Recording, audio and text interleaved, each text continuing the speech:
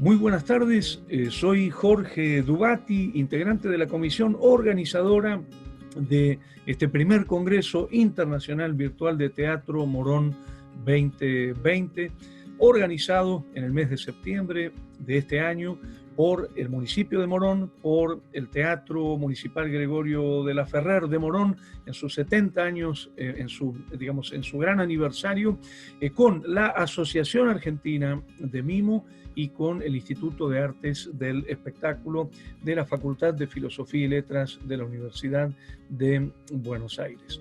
Quiero decirles que ha sido una alegría, un honor, un placer enorme hacer este congreso que fue en su apertura, digamos, inaugurado nada menos que por el maestro Eugenio Barba, y la mesa que vamos a ver ahora, que vamos a recordar de aquel momento en que se realizó, es nada menos que la mesa Teatros para las Infancias, que está vinculada justamente con el llamado teatro para niños, niñas, niñes, y la mesa va a estar coordinada por Noralía Sormani y tiene, digamos, un grupo de participantes realmente notable, provenientes de distintos puntos del país, ¿no? En representación de Mar del Plata, Sandra Madoni, de Posadas, provincia de Misiones, Griselda Rinaldi, de la ciudad de Buenos Aires, pero su origen es Bulgaria, Antoaneta Madjarova,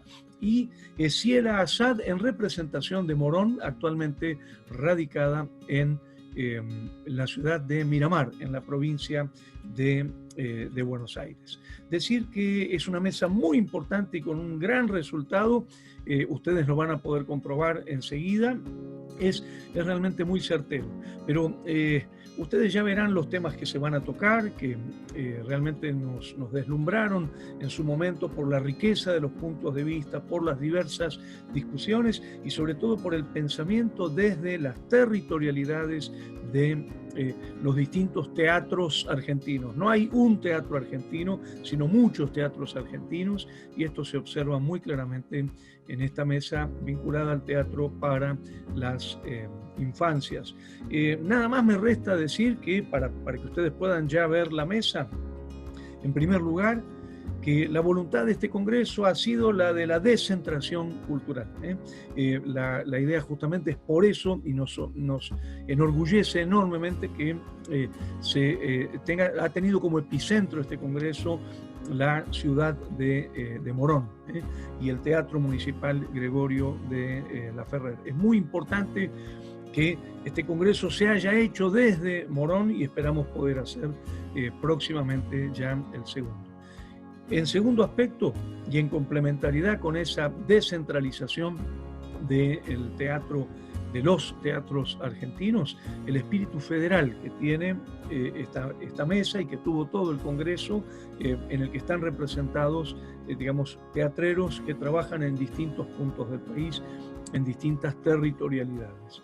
Y finalmente destacar que si algo nos interesó en este Congreso, es poner en primerísimo plano lo que llamaríamos una filosofía de la praxis teatral, es decir, los artistas pensando sobre su hacer, pensando sobre su praxis, produciendo conocimiento desde lo escénico y, por supuesto, produciendo un conocimiento absolutamente sólido, un conocimiento notable, un conocimiento desafiante. Yo realmente estoy fascinado con esta mesa, y un conocimiento, digamos, absolutamente orgánico con las prácticas que cada uno realiza en sus propios territorios. Así que bueno, que disfruten de esta mesa, no dejen de ver las otras mesas que vamos a estar proyectando en este ciclo en el que recordamos las actividades del primer Congreso Internacional Virtual de Teatro Morón 2020. Muchas gracias. ¿Qué estamos pensando cuando pensamos en el teatro para las infancias? Y lo vamos a hacer a través de las experiencias personales de todas ustedes. Por eso vamos a hacer como 2 rondas de preguntas y les pido que las vayan respondiendo cada una. Y la primera pregunta va a tener que ver con ¿qué relación tienen ustedes con el teatro para las infancias desde su experiencia personal? Porque yo entiendo que allí, cuando ustedes nos cuenten esto, van a empezar a aparecer las concepciones de teatro para las infancias que cada una de ustedes tienen. Luego de estas dos preguntas vamos a dar lugar a las preguntas del público que las está escribiendo por chat. Así que les pedimos a todos los que nos están escuchando que por favor también pongan sus preguntas, que vamos a dar lugar a las preguntas del público. Así que bueno, con esto de qué relación, vamos a empezar Sandra con vos, ¿qué relación tenés con el teatro para las infancias? Bueno, primero saludarte, saludar a todas mis compañeras de esta mesa, agradecer por el espacio y brevemente ir contando un poquito que si bien me presentan como actriz, que soy actriz verdaderamente, me he dedicado como actriz al teatro para adultos, pero como escritora, como autora, me acerqué a escribir teatro para niños. Y formé mi primer compañía de teatro para niños y dirigí mi primer espectáculo que se llamaba La princesa que quería jugar. ¿Sí? Ese espectáculo me permitió a mí estar cercana a la observación del público, desde la cabina técnica. Contarles también que soy profesora de nivel inicial. Así como soy profesora de teatro, también soy profesora de nivel inicial con más de 20 años en sala, que es donde yo, en mi corazón, albergué a la niñez. Así que bueno, durante 2 años de observar el acontecimiento de la obra desde la técnica, empecé a observar que llegaban muchos bebés y muchos niños muy pequeños a UPA de sus papás, acompañando a sus hermanos, que eran un poquitín más grandes, a ver el espectáculo. Y yo me preguntaba qué iba a pasar con esos niños tan chiquitines, en una obra que no había estado pensada ni en tiempo ni en tratamiento para esa edad, sino que estaba, como figuraba en el programa, que era de 3 años en adelante, para ir con su familia. Sin embargo, empecé a ver y a observar que el poder mágico de ciertos códigos escénicos atrapaba por momentos a la atención de los bebés y pude constatar justo en qué momento exacto de la obra esos niños tan pequeñitos iban a empezar a mover, iban a empezar a pedir comida, deambular por pasillo, o ir al baño los que ya no tenían pañales. Así que me di cuenta que decididamente no era un problema del espectáculo en sí, sino de que ya el espectáculo aclaraba para quiénes eran, sino era de la edad. El nivel de atención era diferente. Entonces dije, ¿qué pasa? ¿Por qué hay? Inclusive hubo mamás que venían con niños de 1 y 2 años a ver este espectáculo. Y yo decía, ¿qué pasa con la cartelera local? ¿Qué pasa con esto del acontecimiento del espectáculo para la niñez en Mar del Plata? Y en esa época no había propuestas para esta edad. Entonces yo dije, bueno, ahí fue que dije, bueno, voy a escribir algo para bebés. Obviamente que la mitad de las personas me miraban con cara extraña, como que no entendiendo un poquito la situación, y ahí fue que empecé a desempolvar un poquito todo lo que te traía de maestra jardinera y entrecruzar un poco con la dinámica de ser profesora de teatro. Ahí nació Dudú, que fue mi primer espectáculo para bebés. La palabra es la castellanización de una palabra francesa que en francés significa muy, muy suave. Doudou es muy suave y denominan al objeto transicional con el que el bebé se va a dormir, que puede ser un trapito, un muñequito, una ropa de la mamá, bueno, entonces por eso le di este nombre a la obra, aparte es caro a mis afectos, como todo lo que hacemos teatro para bebés, siempre tenemos algún niño cercano que tomamos algunas cosas o nos motiva o por el hecho de escribir. Así que bueno, ahí nació, empezamos a mezclar esos códigos y creo que después voy a dejar hablar a mis compañeras para que cuenten un poquito cómo nació lo de ustedes y después poder explayarme un poco más en cuál es la concepción, ¿no?, del teatro que tenemos y cuáles fueron las herramientas que utilizamos. ¿Te parece, Nora, que deje hablar a mi compañera? Me parece muy, pero muy bien. Y bueno, le damos la palabra entonces a Griselda Rinaldi, que desde allá, desde Posadas Misiones, nos va a transmitir toda su experiencia, que en realidad es una experiencia en todo el país, ¿no? Pero bueno, te escuchamos, Griselda.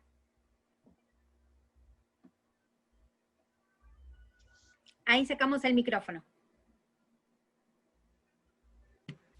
Bueno, buenas tardes. Primero, agradecer. Mi abuela siempre me decía que hay que ser agradecido, que es una de las virtudes más importantes.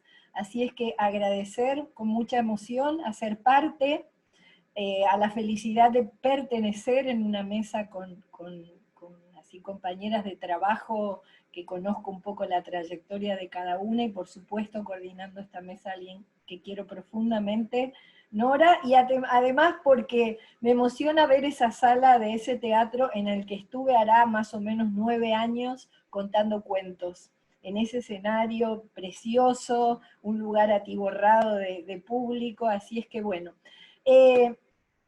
Yo estuve pensando mucho todos estos días cómo hablar del vínculo o cómo hablar de la relación que yo hoy tengo con el teatro para las infancias. Y como yo soy una militante de las infancias desde hace más de, bueno, tengo 60, 40 años hace que trabajo desde distintos ámbitos con las infancias, primero desde al igual que Sandra, desde mi profesión de maestra jardinera, a su vez desde las letras, con la literatura y con la narración, y después finalmente mi formación de teatro, especializado en teatro para las infancias. Pero me gusta pensar que mucho, mucho, mucho antes, cuando yo era muy, muy, muy niña, yo tenía escenarios.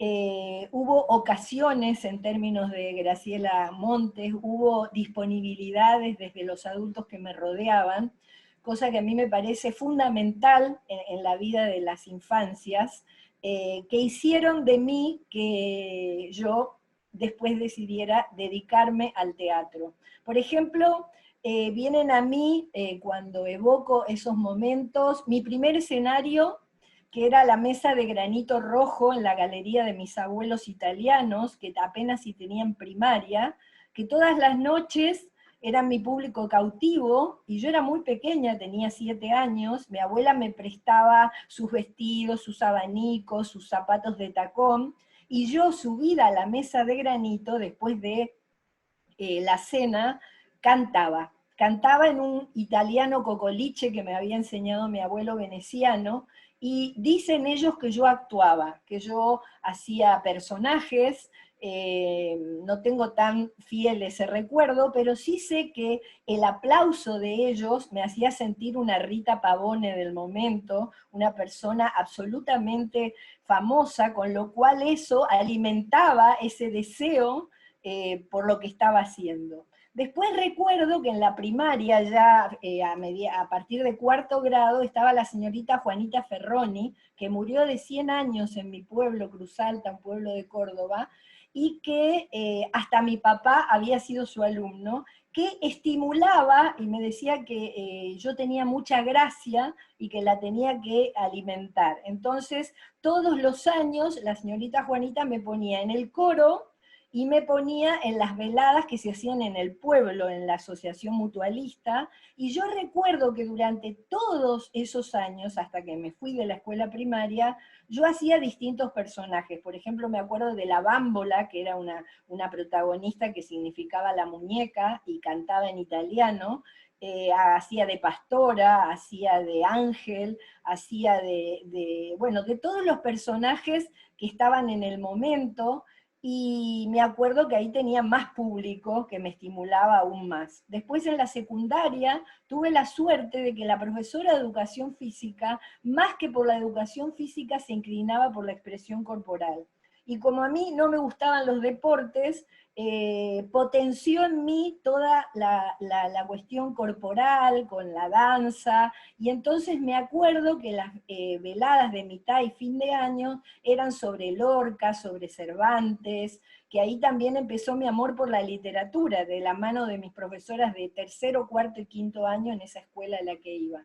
¿Qué quiero decir con esto? No quiero armar mi biografía, simplemente cuando pensaba en mi relación con el teatro, la pienso desde el primerísimo momento, desde cuando la palabra circulaba en las historias que me contaba mi abuela del Monte Chaqueño, y donde entonces yo después reproducía parada esos cuentos, y creo que ahí se plantó una semilla que después fue germinando y que después recién en la universidad, en la UNE, en el Chaco, en Resistencia,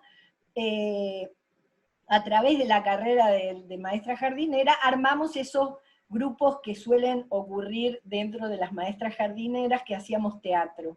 Un teatro que lo hacíamos con todo el amor, con toda la voluntad, pero absolutamente exento de toda técnica teatral. Hoy lo miro con ternura y lo miro también como muy críticamente, pero era nuestro deseo por hacer teatro, y ahí aparece en la escena Héctor Veronese, que nos acerca a la obra de La Galera Encantada y de Hugo Midón, y es así que yo decido ir a Buenos Aires a estudiar teatro. Muchos años después, volví, después de andar por muchos lados, dentro del país, fuera del país, aparecí acá en Misiones, y acá desde Misiones, en la década de los 90, que me da la coincidencia con Sandra, armé un primer espectáculo que se llamaba Cuentos sin ton ni son, que era un espectáculo de narraciones, con alguna narrativa adentro, y con canciones, porque yo también canto,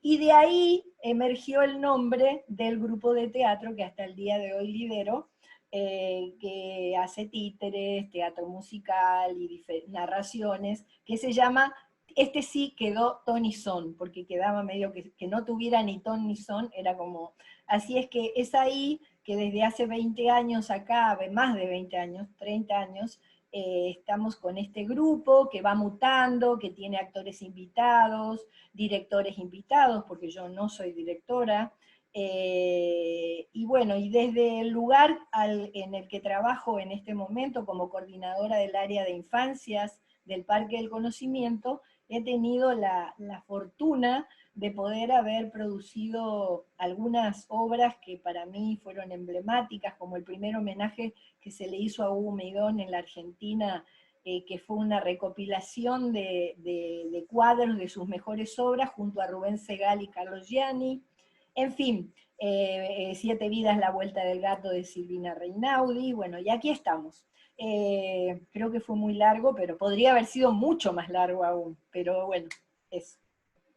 Esa es mi relación. No es nada largo. Es muy atractivo escucharlas, aparece ahí la experiencia, aparece la importancia del teatro en la vida de cada una de ustedes, y qué honor para los chicos que se dediquen, con todo ese acervo teatral, se dediquen al teatro para las infancias, ¿no? Y ahora entonces le vamos a dar la palabra a Antoaneta Madjarova.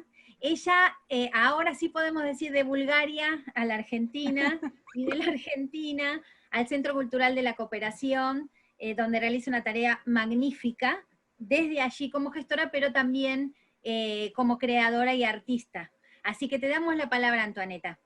Bueno, antes que nada, también agradecer muchísimo a los organizadores del Congreso, y más particularmente a Nora.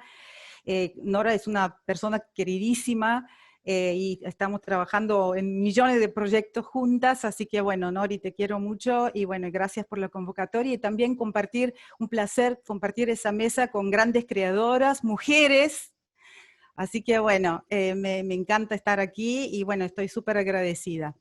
Y voy a tratar de dar mi pequeño aporte, digamos, referido al teatro para las infancias, que para mí es un tema muy importante y que desarrollé durante muchísimos años en mi carrera. Bueno, yo estoy aquí hace 29 años, y algunos años previos en mi país natal, en Bulgaria, también, digamos, hice 2 carreras universitarias, una en música y otra en teatro.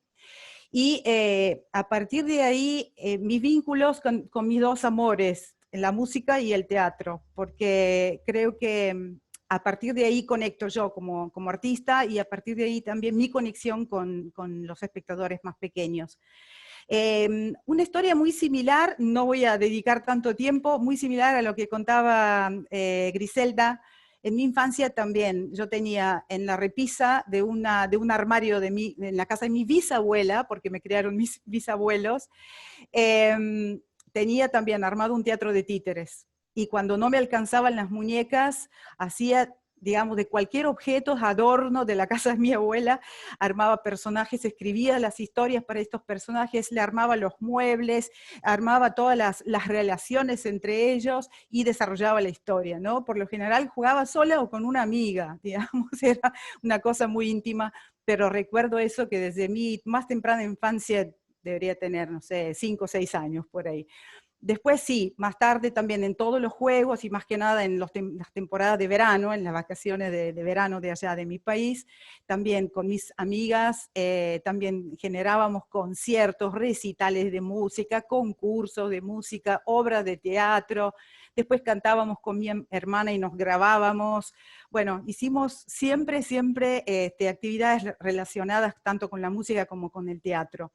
Así que bueno, yo creo que a partir de ahí empiezan mis vínculos y así, después de mi primera carrera de música, yo estuve trabajando 4 años como profesora de piano, así que tenía un grupo experimental que en aquel momento en Bulgaria estaba muy de moda, que los niños más chiquititos, a partir de bebés, diría yo, ¿no? A partir de 2, 3 años, que empiecen a estudiar instrumentos, ¿no? Como una especie de estimulación, introducción en las artes. Entonces yo tenía un grupo de niños muy pequeños, tenía 30 alumnos, de los cuales 15 o 17 eran entre 2 y 3 años. Era complicadísimo enseñarle música, porque no tenían paciencia de estar sentados frente al piano y algunos no llegaban, así que venían con unos cuantos almohadones arriba de la silla. Pero bueno, así jugando, enseñando música, empecé a trabajar y acercarme a ese mundo que es fascinante, y después más tarde, cuando ya terminé la carrera de teatro en Sofía, en la Universidad de Teatro y Cine de Sofía, de Bulgaria, ahí ya tuve una definitiva relación con el teatro y específicamente con el teatro de títeres, que también es otra herramienta fascinante. Aquí en Argentina trabajé primero en Liberarte y estoy muy agradecida porque no solamente pude recorrer casi todo el país, todas las provincias argentinas con mi grupo CUCLA, sino también tener experiencias en muchos países latinoamericanos y americanos, no en todo el continente, llegamos hasta México, también en otros festivales y giras por Europa y en Asia. Descubriendo que, digamos, los niños en el mundo, más allá de las diferencias culturales y las tradiciones, tienen algo muy en común. Se ríen de las mismas cosas, se divierten de las mismas cosas, se asustan de las mismas cosas y se emocionan de las mismas cosas. Así que bueno, encontré en esa búsqueda también de encontrar lenguaje con mi grupo universal. Últimamente estamos dedicando, más allá que pasamos por todas las técnicas de manipulación de títeres en nuestros espectáculos, últimamente nos dedicamos mucho al teatro negro, que considero un atractivo interesante. Cuando digo atractivo e interesante, quiero decir que la obra puede ser agradable y muy atractiva visualmente y auditivamente, pero no quiere decir que está vacía de contenido. Es muy importante y con mi grupo siempre apostamos a un contenido que podemos transmitir desde el escenario. También con mi grupo creo que apostamos mucho o aspiramos a la calidad artística, a la excelencia artística. Nos parece sumamente importante porque también trabajamos siempre a partir de un criterio que es el profundo respeto hacia el niño y los niños y las niñas.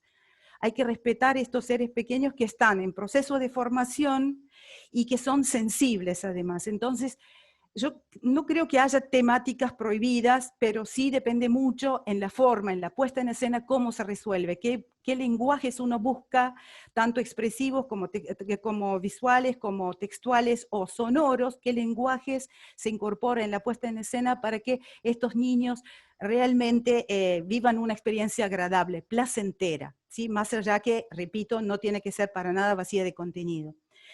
Bueno, y después el títere, considero que es algo muy atractivo y creo que muchos niños, por lo menos lo que observo yo, tanto en Teatro Liberarte, que estuve como programadora y como actriz, ¿no? Intérprete durante varios años, desde el año 1995 estuve trabajando en Liberarte, y también como programadora, observé que los niños más pequeños quizás eligen iniciarse, o los padres eligen iniciarse como espectadores a través del teatro de títeres.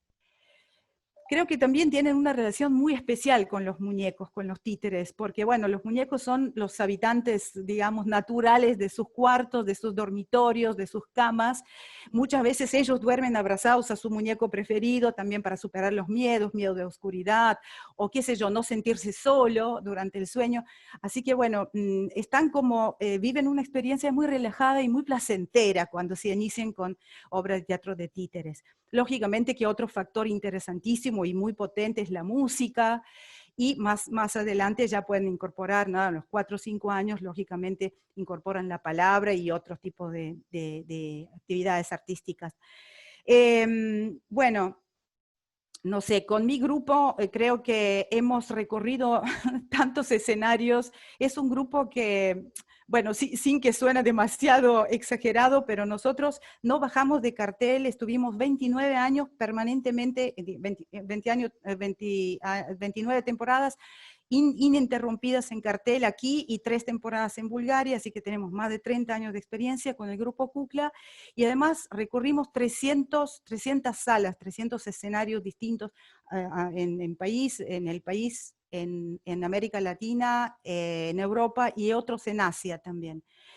Y estuvimos en teatros muy importantes, de lo cual yo estoy sumamente agradecida, porque no pasa, a veces uno no tiene estas oportunidades. A nosotros, por lo menos, y por suerte se nos dieron. Estuvimos en teatros, por ejemplo, importantes mundialmente, como el Teatro Cervantes de acá de Buenos Aires, Teatro Solís en Montevideo, en Uruguay, en la Ópera Nacional de Vietnam, de la ciudad de Ho Chi Minh, y entre muchos, ¿no? Y en el Teatro Nacional de Kuala Lumpur, de Malasia. Así que bueno, con esto estoy sumamente agradecida. Yo creo que el público es un gran factor también y un gran estímulo para que nosotros sigamos trabajando. Lógicamente que Kukla es una cooperativa, digamos, de producción autogestiva, o sea, trabajamos y producimos a través de nuestros propios ahorros, con algunos que otros subsidios, lógicamente, pero nada, que valoro también mucho este esfuerzo del grupo, porque con esa fuerza pujante entre todos y este trabajo colectivo, gracias a eso llegamos a grandes logros, creo yo. Así que por eso estoy súper agradecida, y también agradecida a la Argentina, que me recibió con los brazos abiertos, y es un país sumamente generoso, sumamente generoso. Bueno, gracias. Muchas gracias a vos, Antoaneta. Bueno, como verán, los espectadores creo que elegí muy bien, porque a mí me parece que en cada uno de estos relatos, de cada una de ustedes, aparece esta pasión, este germen, que desde aquí intentamos contagiar, ¿no?, a los espectadores. Entonces le damos la palabra a Ciela Assad, que ella sí es reina de Morón, trabajó mucho tiempo en Morón, ahora nos habla desde Miramar. Ciela, te escuchamos, queremos tener tu palabra, por supuesto, sos como una invitada especial acá, ¿no?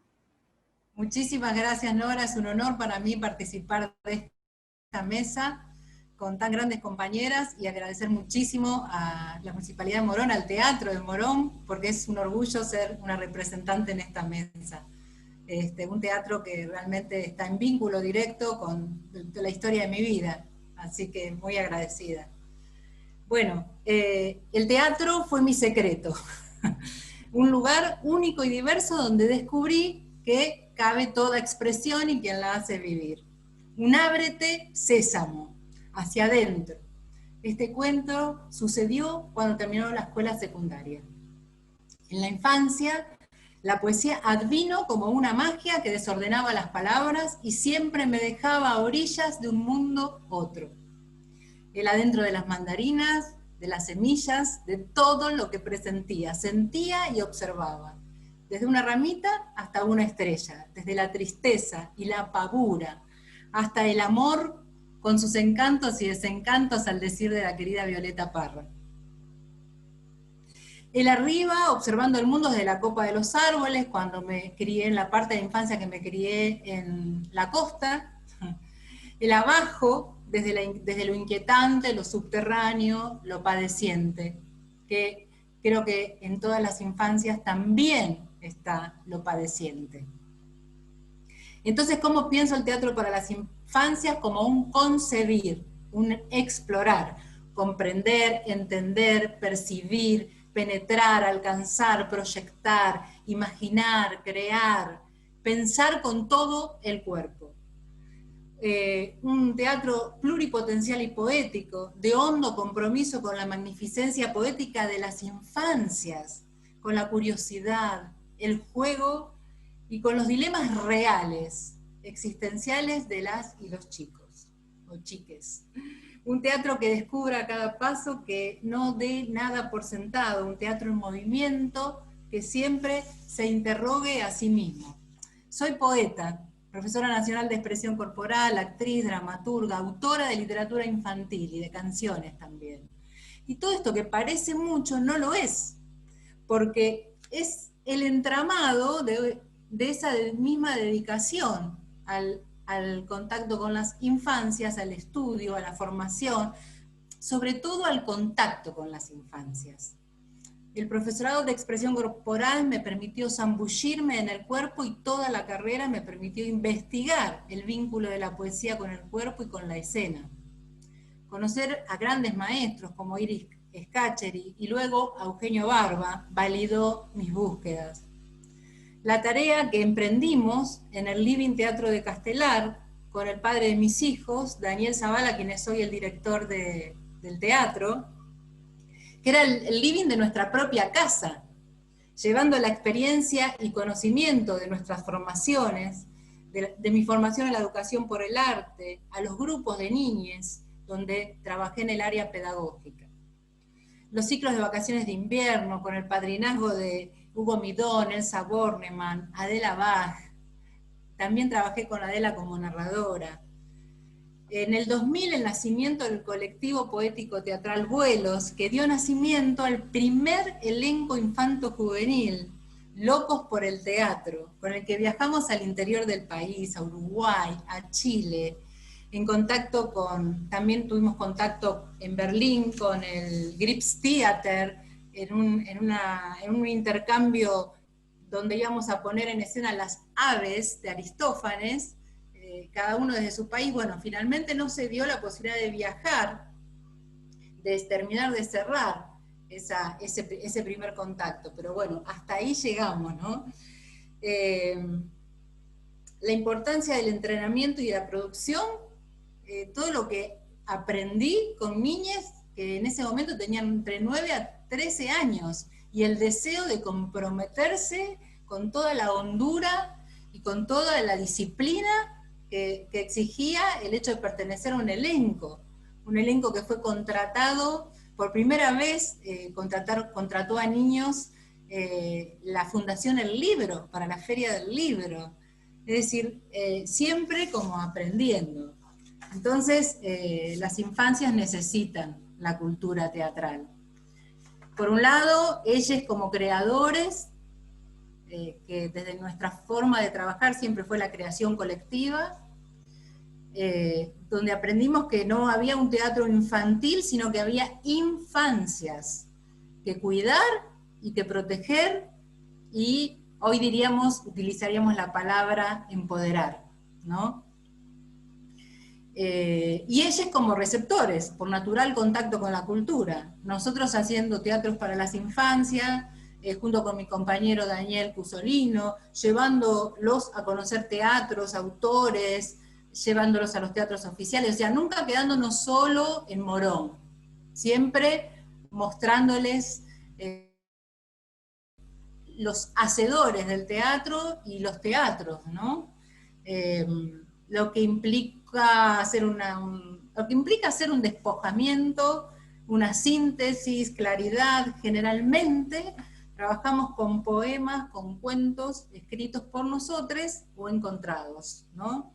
Las lecturas, la creación de los pequeños narradores, por el 1999, que los mismos niñes, además de participar en los talleres de teatro, participaban de este taller donde se leía, lecturas al aire libre, adentro de las bibliotecas, y plantar el amor al teatro, ¿no? Entonces, conectar las infancias con el mundo del arte, abrirle la puerta a la sensibilidad, a la reflexión, comprender la diversidad y complejidad del mundo que les toca vivir. Bueno, y hasta aquí para poder dar lugar a que iniciemos la segunda ronda, ¿verdad? Verdad, verdad. Gracias, Ciela, muchas gracias. Sí, con esto que decía Ciela, yo le quería preguntar justamente a todas, pero que Sandra comience, ¿cómo pensás este espectador en tu caso bebé, desde el Centro Cultural Dudú? Y bueno, que eso entiendo que hablando del espectador pequeño vas a poder hablar de la concepción esta que tenés de ese teatro para bebés. Te doy la palabra. Bueno, muchas gracias. Un placer escuchar todo lo que mis compañeras han estado diciendo. A mí lo que me pasó es comenzar a pensar en los ensayos de la creación de este espectáculo y hablar con los actores y desde dónde íbamos a trabajar. Creo que desde ese lugar empieza la concepción de nuestra mirada sobre el teatro para la primera infancia, que tiene que ver con dos premisas importantes, que es la verdad y el juego.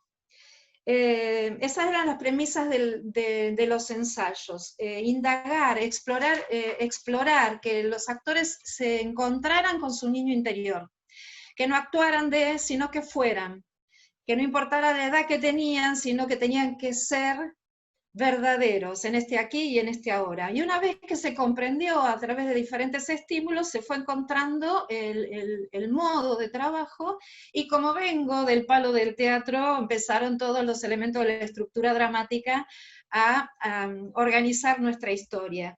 Que cuenta con los momentos, las historias que hacemos en la compañía cuentan con los momentos de inicio, desarrollo y conflicto, ¿no? Sobre todo que no le tenemos miedo al conflicto, sino que es un eje motivador de las acciones de nuestras obras, que quiere decir que los estímulos sensoriales reforzaban cada momento, y así como dijera Antoaneta, a través de texturas, movimientos corporales, acciones, sonidos, luces, bueno. Y también en nuestras obras aparece la palabra. Nuestra escritora de las canciones, que es Andrea Chulac, que es una gran escritora, también se fundamenta con esto que dice Yolanda Reyes, que la palabra, la metáfora, hacen nido en los oídos de los niños tan pequeños, y si bien tan pequeños las metáforas no las comprenden, pero las anidan y después les proporciona una mejor lectura a nivel que ellos vayan creciendo. Así que tampoco le esquivamos a la palabra, pero como siempre digo, para mí el teatro para bebés es casi como un gran libro álbum viviente. Ese libro álbum que con pocas palabras cuenta, que con imágenes cuenta. Bueno, también para mí lo visualizo desde esa manera. Otra de las cosas que aparece en nuestra concepción de teatro para bebés es el respeto por el otro, la no invasión. Esa es nuestra premisa. Crear una obra para bebés, para mí hay que cuidar el detalle. Es no subestimar, es dejar lugar para la emoción, para la sorpresa, no esperar una respuesta determinada, una respuesta especial. O sea, nosotros termina una música, un tema musical y no esperamos el aplauso, solo que lo dijimos cantando, ahora lo continuamos en el movimiento. No esperamos respuestas y no provocamos una respuesta particular en el espectador, ¿no? Es saber de la sensibilidad que tienen ante los estímulos y respetar eso. Y tampoco no minimizar el mundo. Eso es fundamental para nuestra compañía, sino permitirles entrar en la inmensidad del mundo que cada día se presenta delante de sus ojos. Porque a ellos nadie les achica el mundo es grande, es terriblemente grande para ellos. Entonces lo que hacemos nosotros es mostrárselo de esa misma manera. Después, otra de las cosas que es muy interesante al tener nuestro espacio, nos permite observar cosas que han pasado desde que ellos llegan al teatro. Nosotros sabemos que el ritual del teatro comienza del adulto en elegir la obra, buscar la entrada, no sé, investigar el contenido. Y en el teatro para bebés, eso lo hace la familia. El bebé no tiene injerencia en la elección. Entonces nosotros concebimos al teatro para bebés este combo familiar. Es la familia la que media este hecho cultural. Y entonces, bueno, la recepción en el foyer del teatro también es particular. ¿Por qué particular? Porque suceden cosas que en otros teatros no suceden. Por ejemplo, mamás dándole la teta sentadas en el piso, desparramando juguetes que trajeron de la casa, que de pronto otro se acerca y juega. Los carritos en que vienen los niños estacionados en el estacionamiento de carritos de bebés.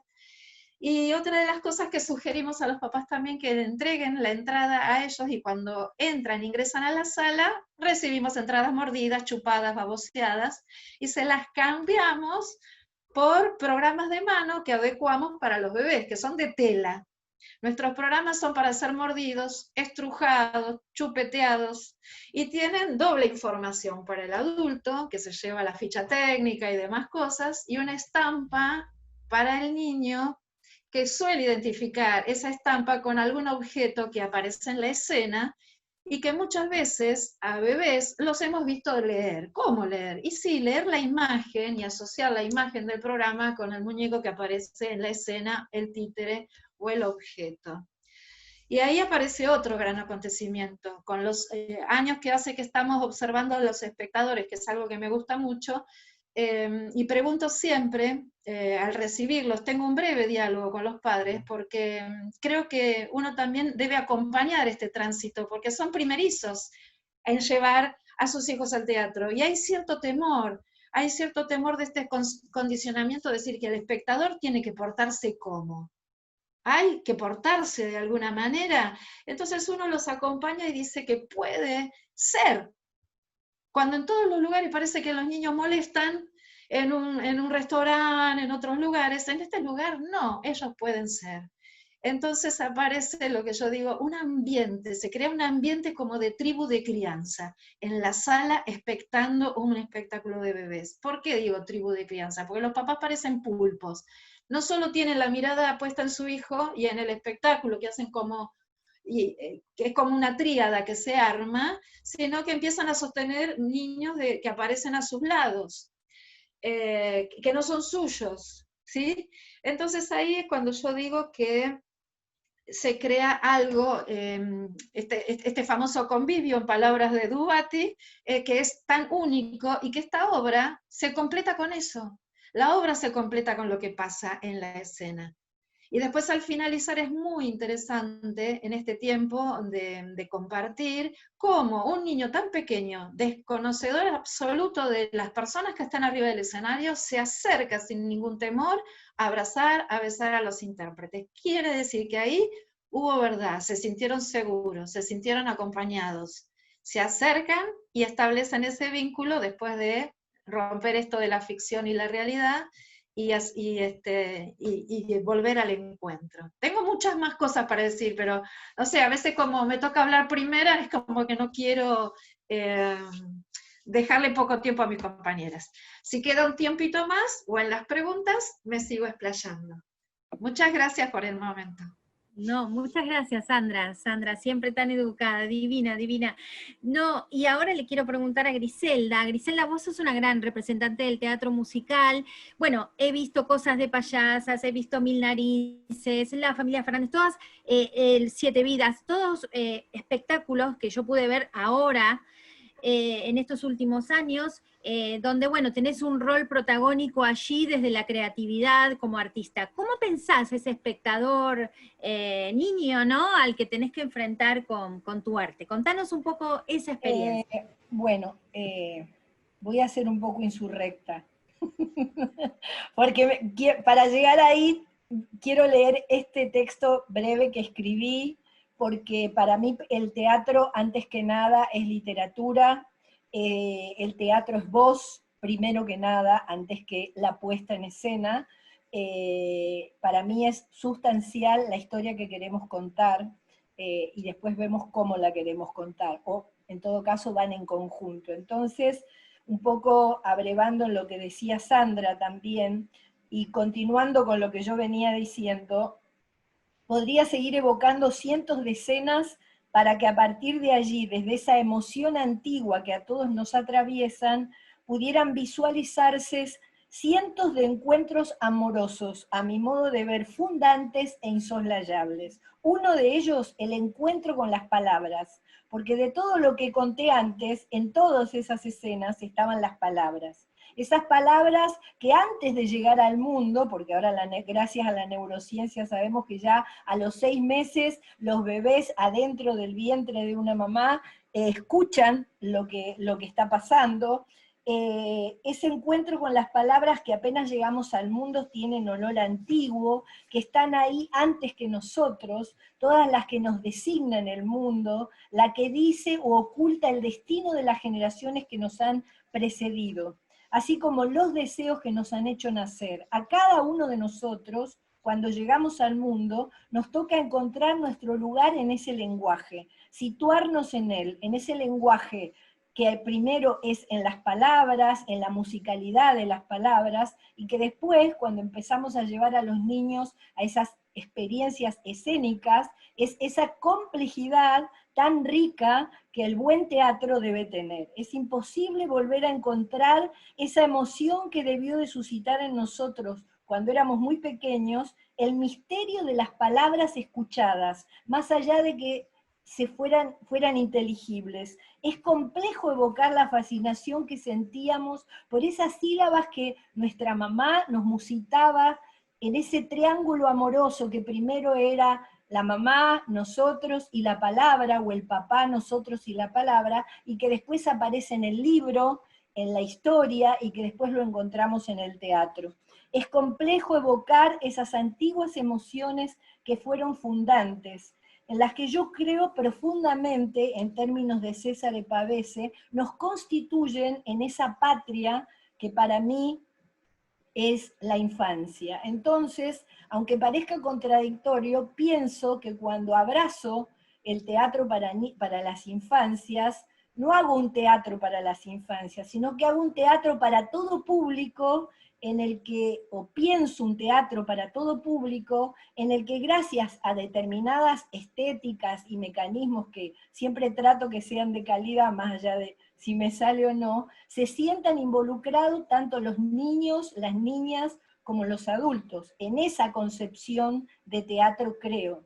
No creo en un teatro para las infancias que deba tener un lenguaje edulcorado, aniñado, infantilizado, en chiquitito, sino creo en la maravillosa complejidad de lo artístico, no en el chiste fácil, en lo simplista, que calma al elenco en esta fácil idea y errónea idea de creer que así tenemos apaciguada a la tribu, y que entonces no hay rebelión y que los mantenemos quietos. No creo en ese teatro que apunta a domesticar, no creo en el teatro panfletario que baja línea, que intenta, como diría Cartoon, cada vez que el teatro intenta bajar una línea o ser panfletario, se corre del lugar de la poética, de lo artístico, y como lo creo para el teatro para adultos, lo creo más que nunca para el teatro para niños. Concibo a ese espectador como un espectador inteligente, complejo, que es diverso, que tiene diferentes niveles de comprensión, de complejidad, como es la vida misma. Por eso soy una militante en contra de todo aquello que se parece más a una animación, a una idea de que se piensa que ese teatro, para que sea participativo, debe preguntarle hasta el hartazgo una y otra cosa a los niños, responder para qué lado se fue el muñeco y por dónde está el otro, porque si no creemos que es un teatro donde no hay participación, porque creo que ese teatro subestima a ese espectador, que para mí es como lo más valioso como espectador. No quiero hacer una comparación, pero como yo creo que la infancia es fundante, creo que es un espectador al que debemos cuidar muchísimo más que al espectador adulto, que tiene otras herramientas. No creo que es un espectador que fácilmente intuye cuando lo estamos dejando fuera del guiño que desde la escena le hacemos al adulto para coquetear con el adulto, y que lo dejamos fuera a los niños. En fin, no quiero tener una mirada romántica sobre las infancias, porque creo que hay distintos tipos de infancias, hay infancias durísimas, tortuosas, hay infancias más felices. No quiero caer tampoco en ese lugar común de decir que los niños de hoy son el futuro de mañana. Creo que todos los que trabajamos desde el arte para las infancias debemos tener una concepción lo más holística que se pueda y profunda y honesta, porque dependiendo de esa concepción es el tipo de propuesta que vamos a hacer. Para mí es al revés, yo no puedo empezar a hablar de cómo yo concibo el teatro para niños sin antes hablar de cómo yo concibo a las infancias. Yo creo que pararse desde ese lugar, desde tener claro y seguir pensándonos cada vez que hacemos cosas para los niños en relación al arte, creo que hay una honestidad intelectual que nos interpela todo el tiempo. Personalmente tengo una mirada un poco apocalíptica, porque si bien creo que hemos avanzado muchísimo, si bien creo que hay un antes y un después de María Elena Walsh, de Graciela Montes, de Bornemann, de Javier Villafañez, también creo que hay un antes y un después de Hugo Midón, de mucha gente, artistas que propusieron una concepción diferente de ese espectador para, como consecuencia de eso, proponer otro tipo de escena. Si bien eso sucede, y estamos a 20 años de seguir debatiendo eso, yo creo que hay muchísimo por hacer. Doy la bienvenida al teatro de esta primerísima infancia, que bueno, que por ahí lo pongo creo que hay que seguir pensando ese tipo de teatro, que me parece riquísimo, oportuno, pero creo que todavía hay mucho por debatir de qué espectador estamos hablando cuando hablamos de infancias, de qué infancia estamos hablando. Bueno, no sé si respondí, Nora, o Sí. dije, o me fui a cualquier lado. No, perfectamente, perfectamente. Por eso ahora le damos la palabra a Antoaneta para también que nos cuentes, digamos, tu mirada, ¿no?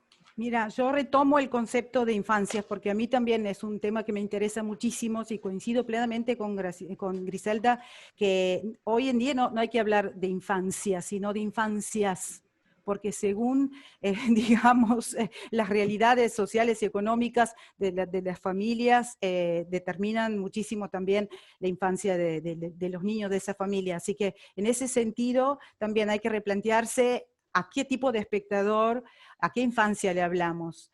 Y después otra cosa que creo profundamente es un derecho muy importante que tiene que ser a rajatabla respetado, que es justamente el acceso al arte y la cultura absolutamente a todos los niños y niñas del planeta. Esto tiene que ser, digamos, una preocupación y una ocupación a todos los gobiernos de todos los países. Así que en ese sentido creo que son dos criterios muy, muy, muy fundamentales y tiene que ver con la política también de todos los países. Bueno, yo quiero nombrar una cosa que estamos haciendo, es como un desvío pequeño de tu pregunta, pero no me va a llevar mucho tiempo. Una cosa que me entusiasma mucho, Nori sabe de esto, estamos trabajando desde el Ministerio de Cultura, desde el nuevo equipo, y más específicamente desde Dirección de Industrias Culturales, que es el MICA, ¿no? El Mercado de Industrias Culturales, generamos un nuevo área por fin que se llama Artes para las Infancias. Lo pusimos a propósito en plural, Artes para las Infancias, incorpora absolutamente a todos los sectores que producen contenidos para las infancias, ampliamente. Así que bueno, ahora la idea es que nos podemos reunir y digamos, junto con los directivos del ministerio, poder crear un proyecto mucho más articulado y mucho más profundo que pueda responder a todas las necesidades de nuestras infancias. Y después quiero decir respecto a lo que ya se dijo, pero bueno, trato de no repetir demasiado. Yo creo el niño un ser absolutamente inteligente, un ser sensible y un ser en proceso de formación. Por lo tanto, tenemos una enorme responsabilidad como artistas por un lado y como formadores por otro, o educadores, porque desde el escenario también transmitimos contenidos y el chico aprende desde el escenario. Así que bueno, en ese sentido tenemos que ser muy responsables, ¿sí? también coincido plenamente que el niño tiene que vivir necesariamente las dos experiencias. Como espectador, que es, digamos, la experiencia un poco más pasiva, si se quiere, aunque creo que el niño no es un espectador pasivo, es un espectador absolutamente activo, y más cuando es más chiquitito, en donde todavía confunde la realidad con la ficción, que lo dijo muy bien Sandra. Y la otra experiencia, que es la activa, que es como creador, su participación y su digamos, acción, su accionar como creador. O sea, tiene que participar en el proceso creativo todo el tiempo. Por eso ahí voy a otro tema muy importante, que es la educación, y cómo educación y arte, el Ministerio de Educación y el Ministerio de Arte pueden articular por fin estos programas educativos y formativos para que los chicos tengan la presencia del arte de una manera mucho más orgánica, más profunda y más organizada, ¿sí? Nada, creo que el arte genera infinidades de beneficios y de estímulos, sensibiliza, es libertador, da una forma, amplias formas de expresión, tanto corporal como de expresión vocal, bueno, de pensamiento también. También forma espectadores y personas críticas, ¿no? Observadoras y críticas. Creo que en el juego, en ese juego, cuando él experimenta en las distintas disciplinas artísticas, también él genera naturalmente, aprende las normas de convivencia, y es muy importante porque la actividad artística en su mayoría, en una orquesta, en una obra de teatro, en un coro, es colectiva. Entonces ahí es donde naturalmente el niño comprende las formas de convivencia, las normas, mejor dicho, de convivencia, para ser solidario, a ser comprometido, ayudar y tener todas las actitudes que más adelante, ser o no ser artista, digamos, más allá de la profesión que elija, esto lo va a ayudar y lo va a crear como un ser realmente sensible y comprometido y con un criterio crítico. Bueno, yo tengo y con eso termino, Nori, porque sé que estamos cortos de tiempo, tengo mucha experiencia también por el tema de un proyecto que desarrollamos en el Centro Cultural de la Cooperación, que se llama Arte en la Escuela. Nosotros nos visitan alrededor de 22.000 alumnos de escuelas públicas, básicamente, en el Centro Cultural todos los años, todas las temporadas, y ahí tenemos un vínculo mucho más cercano, en donde, por suerte, la mayoría de estos chicos son de familias de bajos recursos y vienen en forma gratuita. Para esto nos ayudan las filiales del Banco Credicop. Entonces estos chicos lo podemos recibir en forma gratuita, y el agradecimiento a los docentes, de las familias y de los niños es infinito. Es algo que nos emociona y nos conmueve profundamente, porque hay niños que realmente, viviendo acá, digamos, no mucho más lejos de la capital, el conurbano, tienen la única experiencia en el año de ir al teatro, por ejemplo. Y entonces se emocionan de todo, del edificio, del espacio escénico, de la obra teatral, de la salida a capital. Así que bueno, nada, el derecho de los niños a tener acceso al arte y la cultura, esto para mí es sumamente importante. Muchísimas gracias, Antoaneta, claro que sí. Y Ciela, ¿cómo lo pensás vos, no? Ese niño que va al teatro por primera vez y se encuentra con artistas como ustedes. Coincido plenamente con todo lo que dijeron las compañeras, especialmente con esto último que mencionaba Antoaneta, porque bueno, en definitiva no sabemos lo que el niño quiere, pero lo único que podemos hacer es jugar con ellos en una clase o en un espectáculo, ¿no? Porque siempre es un misterio. La infancia que está delante de nosotros es otra, y luego va a venir otra, y siempre va a ser diferente. Entonces lo que podemos hacer es acercarnos con la mayor honestidad posible, que creo que de eso hablaba Griselda, ¿no? De la mayor honestidad posible, con lo que realmente sentimos y queremos compartir. Y quisiera como hablar un poquitito del lenguaje, ¿no? Y por ahí transmitir esto, de que el lenguaje no se achica. Aunque nosotros bajemos a la altura de ellos, el lenguaje nunca se empobrece. Y se trate de las infancias que sean. Yo celebro este año que por primera vez fue el Día del Niño, fue el Día de las Infancias. Exacto. porque, bueno, y aún nosotros vamos a infinitos lugares a trabajar, y esto, el lenguaje no se achica jamás ni se empobrece, y está el prejuicio a veces de que, bueno, no van a comprender. Ellos siempre comprenden, ¿no? Yo creo que, contrariamente, el lenguaje crece y se eleva hacia lugares insólitos. Y esa gran lección la aprendí en Cuba cuando, trabajando con un grupo de niñes, yo le debo mi nombre, Ciel Assad, a un grupo de niñes, porque trabajando con las palabras que hay adentro de los nombres, porque veía que los cubanos y las cubanas tienen nombres tan largos, jugamos con los sonidos, y ellos me nombraron Ciela. Y a partir de ahí, fíjate la relación con las infancias, que me quedó el Ciela para el resto de mi vida, ¿no? Como un nuevo nacimiento. Entonces, ellos leen los cuerpos y multiplican los significados. El humor y el juego son la levadura del lenguaje. Entonces, comparto con las compañeras que el objetivo es artístico para lograr un buen teatro para niñes. Que el juego nos sostiene, sí, tanto desde la investigación y la docencia como desde el montaje de espectáculos. Ese es el punto de unión. Yo disfruto muchísimo de esa comunicación.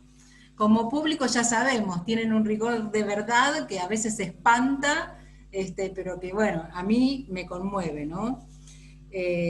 Y lo que queremos es el placer estético desde esta mayor sinceridad y desde lo más cercano, por eso ahí en las distintas infancias poder trabajarlo, desde lo más cercano a lo más lejano.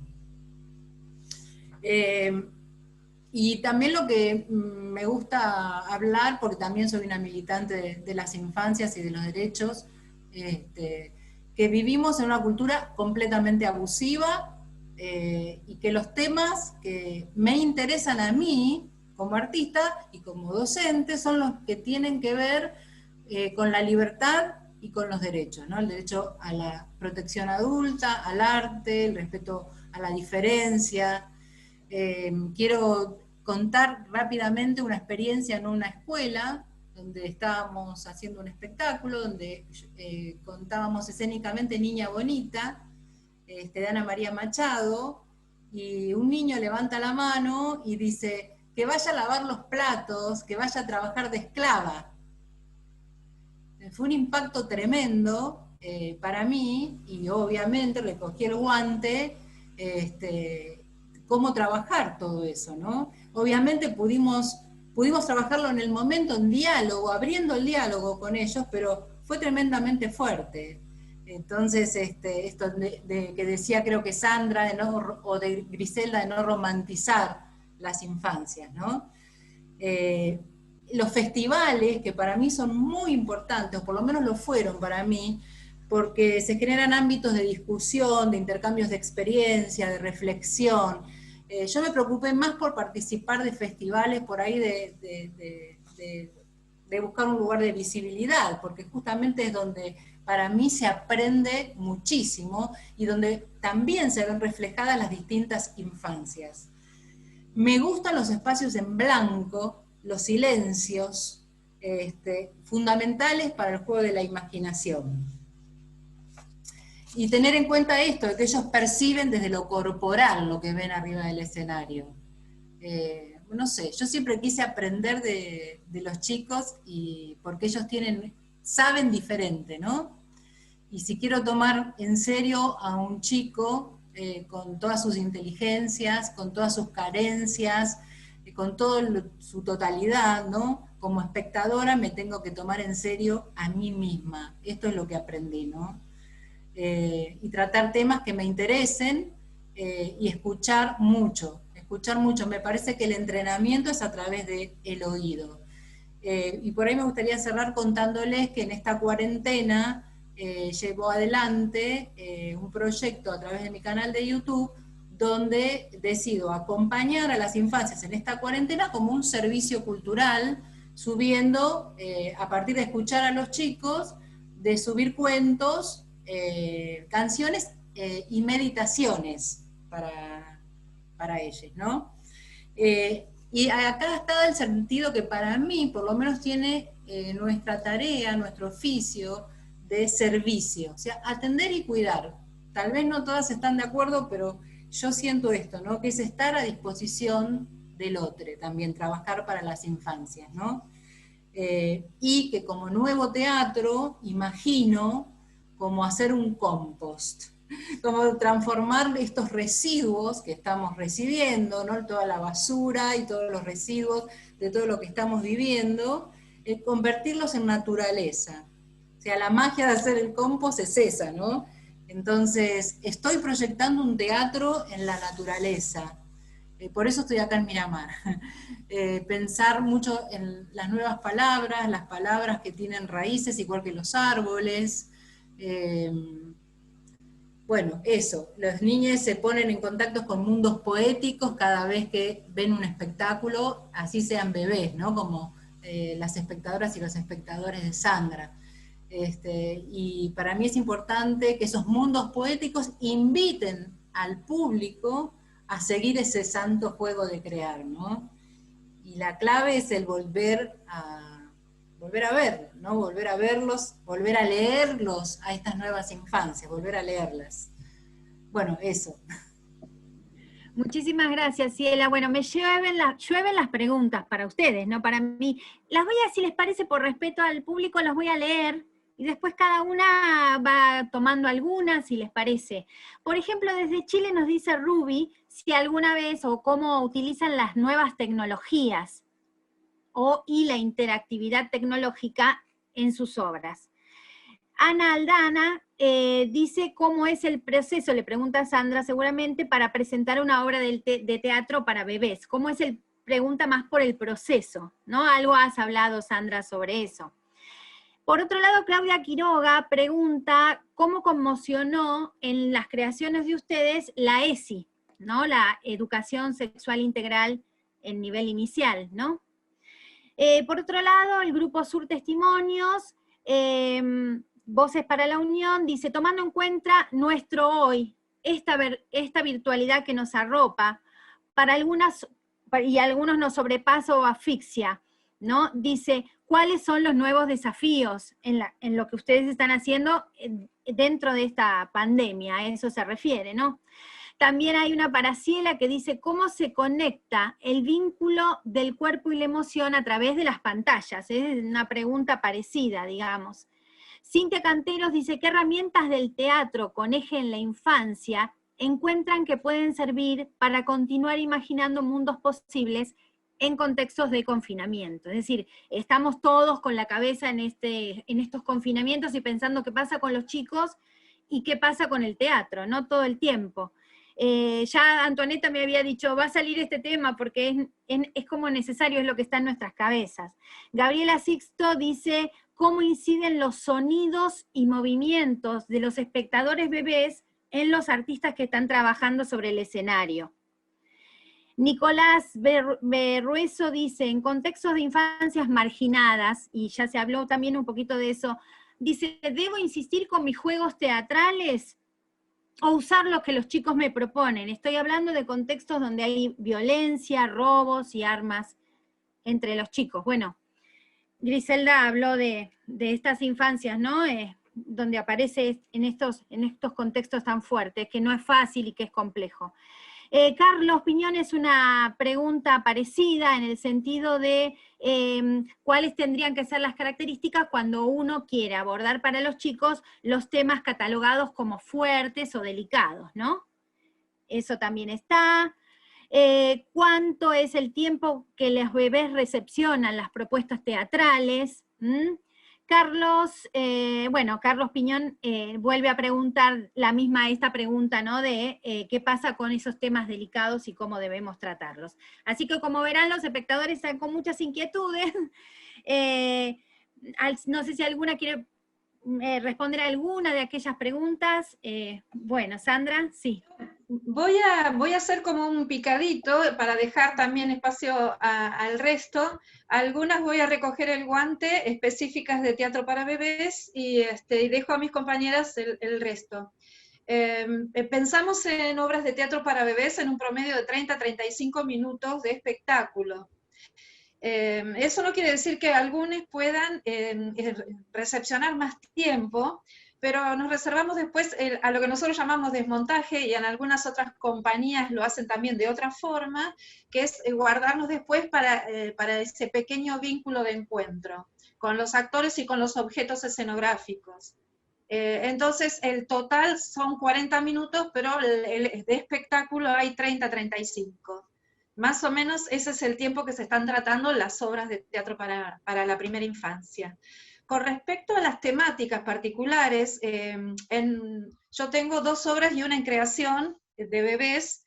En una de las obras tomamos el tema de los padres separados, ¿no? Y el posicionamiento que tenemos es tratarlo con la naturalidad que los chicos lo vivencian. Y nos ha pasado que los padres se han acercado a agradecernos cuando el actor que hace el personaje del niño dice: yo tengo los juguetes en casa de mi mamá y tengo los otros juguetes en la casa de mi papá, pero cuando vengo a la casa de mis abuelos juego con lo que encuentro. Ese simple comentario hace que muchos se miren entre todos en la sala y se dan cuenta que sí, ellos también tienen una casa con su papá, otra con su mamá. Estamos tratando el tema de estas familias que ya tienen diferentes concepciones. Es tan simple como eso en este caso. Es una pregunta muy amplia, porque nos metemos en un tema que dentro de todo ahora es sencillo hablar de esto, ¿no? Pero el tratamiento que hacemos es desde lo más puro y lo más sencillo, y desde la visión del niño y de la niña. Eso con respecto a ese tema. Con respecto a las tecnologías, por ahora en las obras de teatro de mi compañía no hemos incorporado filmaciones, porque considero que quisiera quedarme con el convivio más que con el tecnovivio ahora, ¿no? Que ahora hay mucho, esa también es la otra palabra, por el momento. Entonces nosotros ahora no estamos haciendo ni estamos proyectando nuestras obras, porque hay que acercar, si bien ahora estamos acostumbrados a ver un niño pequeño con un celular en la mano, con una tablet, con un montón de cosas, bueno, uno podría considerar acercar una de las músicas de las obras que tienen estas poesías con un tratamiento particular. Creo que hasta ahí yo estoy como aceptando, pero no pasar la obra por un canal. Siento que la obra es el encuentro, siento que la obra es el conjunto de lo que acontece en el escenario con lo que acontece en la sala. Habría que encontrar una nueva forma solo para salvar el momento. Y ver qué pasa. Eso es por ahora lo que voy pensando. No sé si me quedo colgada con alguna específica, pero le doy la palabra a mis compañeras y después cualquier cosa acoto. Como para no alterar el orden en el que veníamos. Sí, Griselda, te escuchamos. Yo también voy a contestar algunas y no otras. Sí, que te motivaron. Aquellas que te motivaron. Bueno, primero decir que yo como artista y creadora no tengo mucho que decir de esta situación.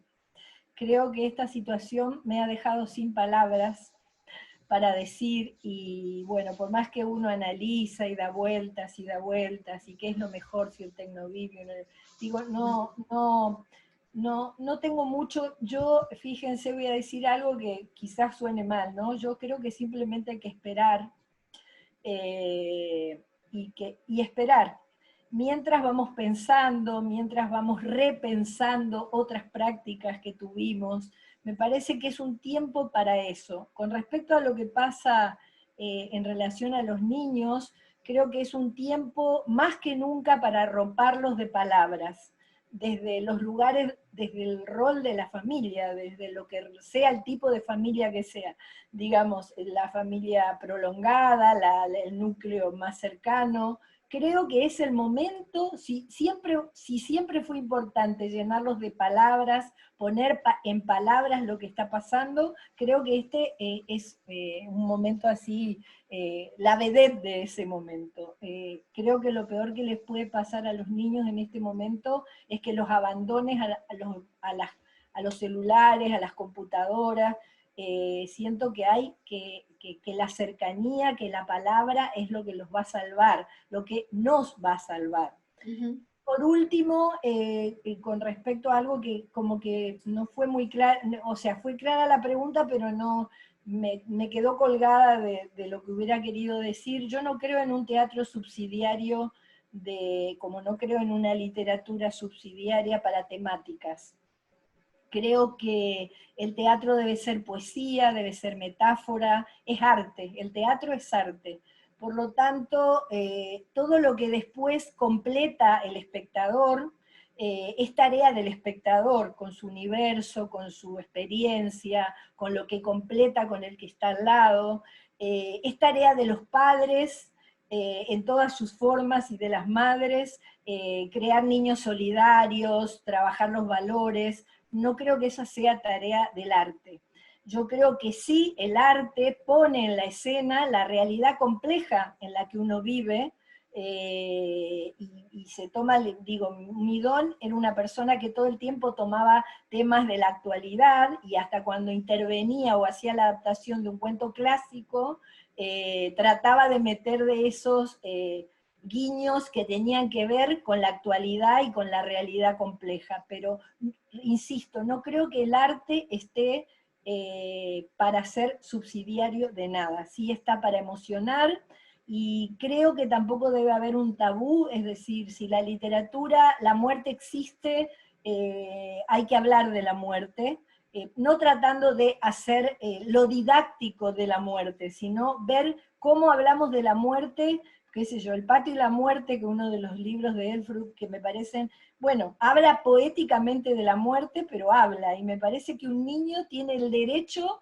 de tener un libro como El patio y la muerte, que podríamos pensarlo en lo teatral.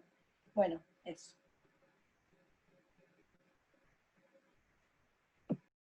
Antoaneta, te doy la palabra. Bueno, algo muy breve, porque me interesan mucho estas preguntas, que eran varias, sobre, digamos, estos niños, cómo trabajar con estos niños, y si dejar, proponerles nosotros los temas, o que ellos mismos propongan los temas, ¿no? Cuando son temas difíciles de tratar. Yo repito la palabra, el arte para mí es liberador. Entonces, siempre comparo la actividad artística cuando cuando el niño la experimenta como creador, digamos, el niño en la actividad artística, creo que sí funciona como liberador. Entonces, por ejemplo, doy ejemplo como, qué sé yo, Antonio Berni con sus monstruos, ¿no? Es la obra de Berni para mí. Entonces, hacer el monstruo digamos, en la plástica, uno de cierto modo saca ese tema pesado, digamos, lo saca afuera. Entonces creo que en ese sentido se podría trabajar desde ese punto de vista, más allá de que el arte también produce ciertos estímulos y cambia también ciertas realidades, muestra a los niños que otros mundos también son posibles, y que la felicidad y el bienestar es posible también. A mí me pasa mucho con arte en la escuela, con estos niños que vienen por primera y única vez al teatro, y los estímulos, digamos, de los colores estridentes del teatro negro, ¿no? Que no son colores con matices, sino son más bien muy estridentes. Entonces nos dicen los docentes, y esto sí es digamos, son palabras dichas por los mismos docentes, que los niños empiezan al día siguiente en la escuela a dibujar con otros colores. Digamos, realidades que ellos pintaban, elegían siempre el lápiz marrón, el lápiz gris, el lápiz negro, que en cierto modo expresaba su entorno, digamos, su hábitat, empezaron a pedir y a dibujar de distintas maneras, con distintos colores. Y en su imaginación, esta misma casita de chapa ahora se convierte en una casa amarilla, como de sol y de luz. Así que bueno, son estas pequeñas cositas que de repente uno, digamos, puede trabajar en estos contextos. Y después, creo que al ser tan sensibles los niños, y más ante problemáticas como el miedo, inseguridades, violencia familiar o lo que sea, me parece que también hay que plantearlos con muchísimo cuidado, ¿sí? Y tratar de sacar estos monstruos, como dice Berni, digamos, trabajarlos de un modo tal que el niño puede naturalmente liberarse y poder, nada, eso. liberarse y expresarse de una manera libre y realmente creer que un futuro es posible, un futuro, digamos, feliz es posible. Y el tema de las nuevas tecnologías, creo también, o sea, me preocupa un poco el tema que los niños de hoy están muchísimos tiempos con un artefacto electrónico en las manos. Entonces, muchos contenidos ellos consumen a través de estos dispositivos electrónicos.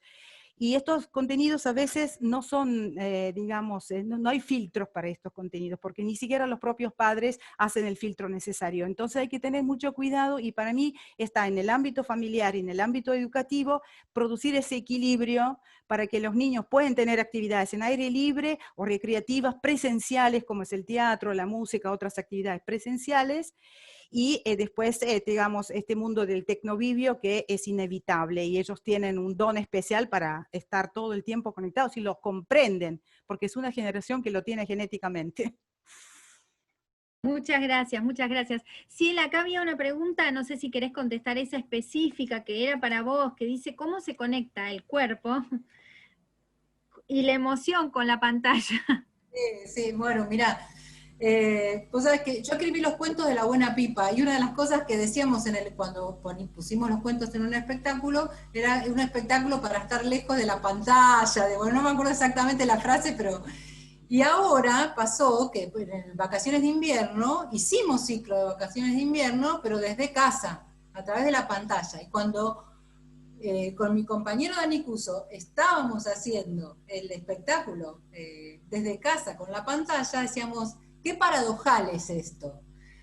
Al principio nos asustaba mucho y después empezamos a ver que las emociones circulan igual, que el tecnovivio es una realidad que hay que tomar y que, como decía Oscar Wilde, lo único que conocemos de la naturaleza humana es que cambia. Entonces, bueno, lo importante sí, a mí me parece, es que las niñas y los niños puedan nombrar esas emociones, porque las emociones aparecen igual a través de la pantalla. Entonces lo importante es que las puedan nombrar, que las puedan identificar, invitar aún del otro lado de la pantalla a identificar esas emociones. Bueno, esa fue nuestra experiencia, y la verdad que yo me siento bastante... angustiada, como todas nosotras, por la situación mundial, pero muy entusiasmada ante lo nuevo que tenemos que incorporar y aprender, porque ya es otra realidad. Muchísimas, muchísimas gracias. Tenemos que dar cierre a esta mesa porque siguen otras mesas en el día de hoy. Me quedo con algunas palabras, ¿no? Tribus o frases, tribus y pensamientos y sentimientos. Tribus de crianza, momentos fundantes, la emoción más antigua, la infancia es la patria, esa maravillosa complejidad del acto artístico, la concepción honesta del espectador, el derecho al arte del que hablaba Antoaneta, y formarse como persona más allá del artista, las políticas del arte. Ellos siempre comprenden, ellos multiplican los sentidos, el juego nos sostienen, y aprender de los chicos porque ellos saben diferentes, ¿no? Y bueno, todas creemos, como decíamos antes, que las artes son liberadoras, claro que sí, por eso estamos todo el día dedicándonos a esto, y desde ya les agradezco el compromiso para esta mesa, el compromiso diario de ustedes con los niños, con estas infancias que queremos tanto y que por las que tenemos tanto para luchar, y luchar desde el arte me parece que es la mejor herramienta. Así que muchísimas gracias. Muchas gracias. Sí, acá en continuación les pedimos a los espectadores que se queden porque viene a las 5 de la tarde la nueva mesa protagonizada por Jorge Eines. Un beso y gracias a todos. Muchas gracias. Gracias a ustedes. Gracias por el espacio. Gracias a todas. Gracias. Bueno, muchas gracias, Nora. Gracias, chicas, por esta charla. Aprovecho para invitar al público, que lo acaba de decir Nora, a las 17 horas para una charla con Jorge Eines, un maestro que está en Madrid, teatrista argentino, un grande. De modo que, bueno, Invitamos a todos y a todas que se acerquen al Congreso virtual para acompañarnos. Gracias, Ciela. Gracias. Nora, muchas gracias. Gracias, Sandra, Moro. muchas gracias. Gracias, Moro. Gracias a vos. Muchas gracias. Hasta luego. Nos hablamos. Beso, beso. Chau, chau.